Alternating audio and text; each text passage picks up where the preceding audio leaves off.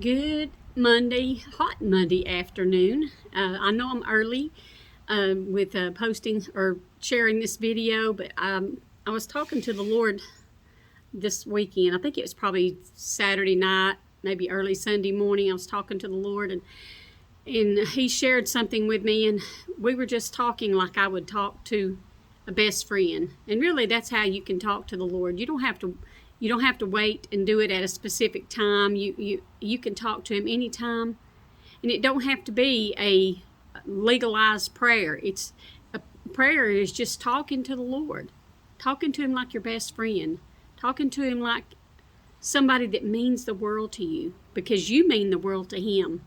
But anyway, I was just telling the Lord, I said, Jesus, I would just love for just a little bit to be in your presence when you walk this earth, and to just sit, not ask for anything, maybe not even talk, but just to be in your presence, just to sit with you, just to be with you physically. I mean, we as Christians know that spiritually the spirit that He birthed within us communes with the Holy Spirit, so we know that we're always in His presence, and He's always in our presence. But there is just something different, and I'm sure that when you were in the presence of Jesus physically, but then again, when you think about, the disciples and how that they spent time with Him, they really didn't understand all of it until after His ascension. And He told them that. If you remember, He told them that in the New Testament. But, you're not going to understand everything. So probably they didn't get it all when they were physically walking with Him. But knowing what I know now, and to go back and to be in His presence, I'm not sure that we could stand it. I believe His presence would be so strong that maybe we wouldn't be able, about like Moses when he was on Mount Sinai with God, the Father. We would be forever changed, better and different than we are now. But anyway, back to that discussion. And I was talking to the Lord, and I was just saying, Lord, I would love to be, for even it's just a few moments, just to be in your physical presence.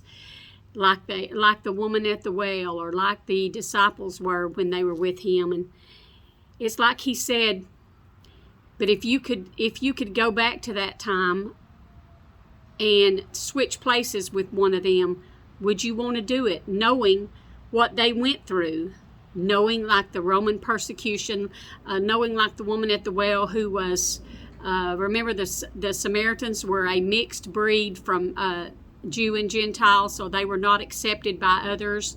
You'd have to go in the New Testament and read all that. I didn't bring my Bible here specifically with me because this is not like a Bible study. I just wanted to share with you about the presence of God and how precious it is, how precious that we take it for granted every day, but how precious the presence of the Son of God is. But anyway, that's what He asked me. If you could go back and switch places with one of them, would you want to do that, knowing what they were? They were persecuted by the Romans and taxed to death, which we are taxed to death here now. But would you want to do that?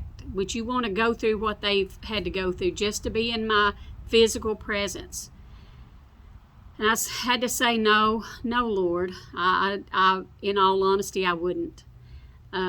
We go through enough here in this life. But no, I wouldn't want to do that. It's kind of like what we have all said. We look back and said, if I knew what I know, if I knew then what I know now, I'd like to go back and I wouldn't do those things. But that would change the rest of your life. But would you want to go back if you knew you had to relive all those things? No, we don't. I didn't live through it one time. I don't want to do it again. But the thing that I am needing to understand, or I want to fully understand, is just like if you've ever read the book of Esther. If you have never read the book of Esther, I suggest you go and read it. But in there, Queen Esther was a Jew, and you'd have to read the story. It's not a very long book, but there's a part in there where I believe he was her uncle, Mordecai, told Esther, he said, you were born for such a time as this. So like I said, you'd have to go and read the book of Esther and know the story, the backstory, where Esther was used mightily into the saving of the Jewish nation of that time, because there was an evil man that was trying to use trickery and deceit, deceive the king to go and destroy all the Jews, for which Esther and Mordecai would have been in that. I can't think of the man's name at this point. The evil man that was he was high ranking in that kingdom. But anyway, her uncle Mordecai told her, you were born for such a time as this, or it may be that you were born for such a time as this. So we need to remember that, sometimes some of us think that I was born to the wrong family, I was born in the wrong location, I was born to the wrong parents, whatever. We're not. God makes no mistakes, not any. He's never made one mistake. So he allowed you to be born where you were born. He allowed you to be born to the parents that you were born to, even if your biological parents did not keep you, even if you were adopted out, even if you were raised up in a foster care. He used everything in your life, or can use everything in your life if you turn it over to him, to make something so beautiful. So beautiful.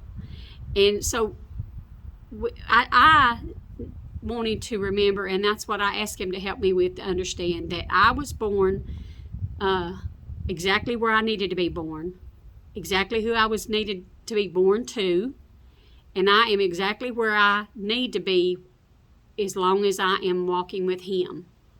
We can go out on our own limb, and I did that for many years and wasted a lot of years. But and I don't know if I'm making any sense to this, but I'm just what I'm trying to get across to you is God makes no mistakes. And when we link up with him, when we allow him to be Lord of our life, he can use it and make something so much more beautiful than we can even imagine. The verse, I believe it's in Corinthians, 1st or 2nd Corinthians, where it says, I have not seen nor ear heard, neither has it entered into the heart of man the things that God has prepared for them that love him. And that's not just speaking of heavenly things, that's speaking even of things on this earth. He can, all the things that you've been through, the hurts, the traumas, that you think makes you unusable, God can take that and use that. Maybe somebody else has gone through something similar to you, similar than you, like you have, and maybe you're the only one that would be able to reach them for the Lord because you've been there and you understand it. But if we allow the Lord to use us to glorify himself, he can do so much more with our tragedies, with our traumas, than we could by withholding ourselves, by saying, this one hurt me and that one hurt me, so I'm not going to let anybody get close to me. He can do so much more with what we think is damaged and something that can't be repaired, something that can't be used anymore. He can do he can do so much more with our failures. There's a good breeze blowing up here. Anyway, I come to a different location today because I didn't want to get too close to the school zone, which is about to let out. But anyway, I just wanted to share that with you today in hopes that it could reach somebody that thinks that they're without hope. Even if there's even people out there that are saved, that are a child of God, but they think that their life is so damaged that they can't be used of God. Oh, I beg to differ, because he can use you. He can use you. You never dreamed how much he could use you. And then last thing is, I was talking to him, and I know it kind of sounds silly, but I talk to the Lord like I'm talking to you. And we should. We don't have to be on a strict regimen in our prayer. Prayer is just talking to the Lord. And we are all individuals, so we can all talk to him in who we are, with who we are. That's what he wants. He wants truth. He wants you to share your heart, not just tell him what he wants to hear. He wants to hear you. But anyway, I was just telling the Lord, I said, when he shared that with me, about would I want to trade places with those people that were around him during his physical walk on earth, and I was saying, Lord, would be a good lesson, and I can use that next week in my lesson. And it's like he said, do you not think if I give you this, I can give you something new at the end of the week? Share it. When I give it to you, share it when it's still fresh on your mind. Because I am the Son of God, and I can give you whatever you need. I said, you're right, Lord. You're right. So I'll share it.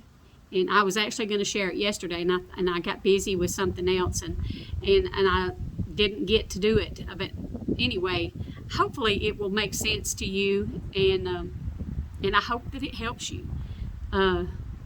Reach out to the Lord. He loves you. He loves us more than we can even imagine, and wants to use us no matter how broken we think we are. We're not too broken for him. He loves every broken piece of you and me. And he can fix those edges, those things that we think are too sharp to be used.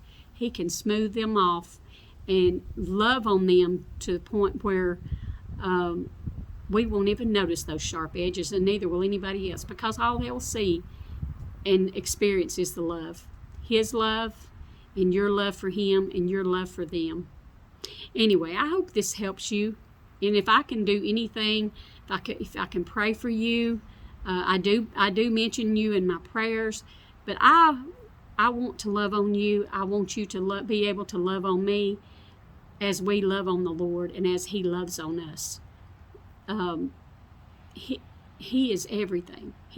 There's nothing in this life that needs to take his place. Nothing in this life is worth worth losing a relationship with him. Even if you're saved and you've just kind of drifted away from him, it's not worth it. I've been there. It's not worth it. So let him be Lord of your life. It will change your life. All right. I love you. Hope you have a blessed day, even though it's hot out here. Bye.